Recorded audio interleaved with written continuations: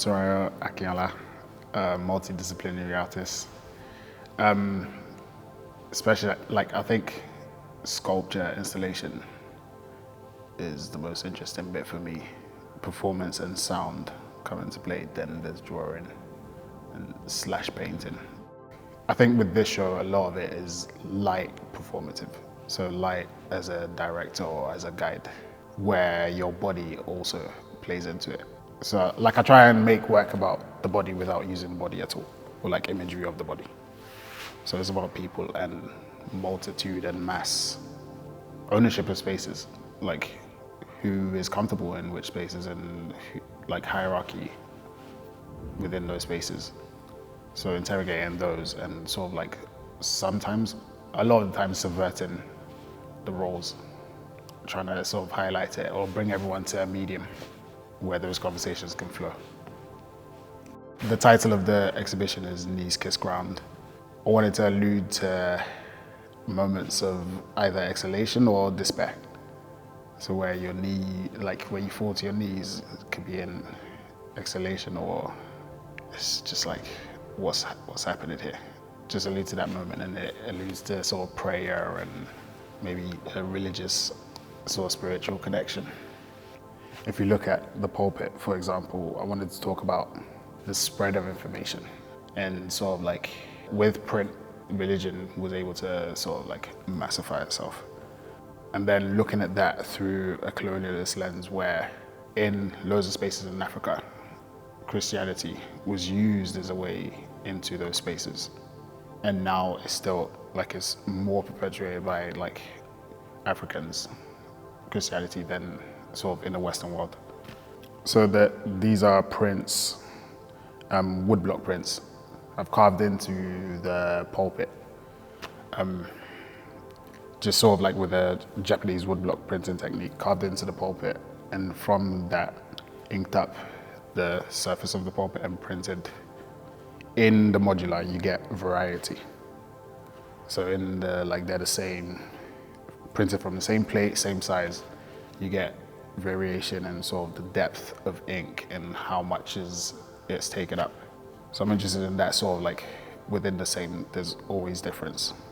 The shipping container, I was at the time thinking about migration and movement of people and the extremes in the measures people are going to get or look for a better life or look for better spaces. And comparing that to forced migration of the past of slaves during the transatlantic slave trade. So inside there's a print of a planning section of a slave ship, which shows how bodies were laid on these ships. And so people walk into it, it's a lowered height for the doorway. I wanted people to bow going in. It's almost a show of respect to walking into a space which holds that much weight.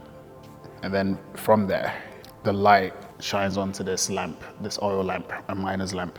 The light is shining your body onto the container itself. So then you're getting this mirroring of the print. So those are folders from the Bonington archive.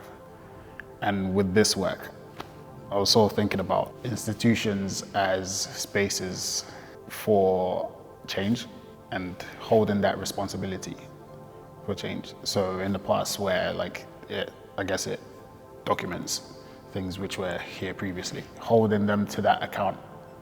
But it's also, with the folders, funnily enough, there's this little string at the back and they started to appear like little snails moving towards this light. The title of this drawing on the wall is Movement 16. And this work comes from a performance which it's almost a closed off performance, but it's me walking around spaces saying black teeth. And saying black teeth because I was thinking about slave teeth used as commodity, but then also teeth as forensic data and ideas of beauty in maybe skin bleaching or teeth whitening, but flipping that and Saying black teeth in these white walled spaces charges the space, gives it a different magic, or perverts it in a way which almost is playing with a history. And so I've got a plan of the gallery itself.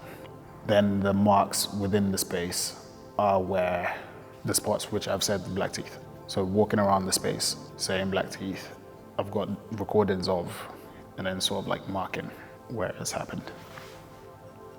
What I want you to take from it is sort of your person in a space, and how, like, awareness of what you are and what you bring, but also like allowing space for other.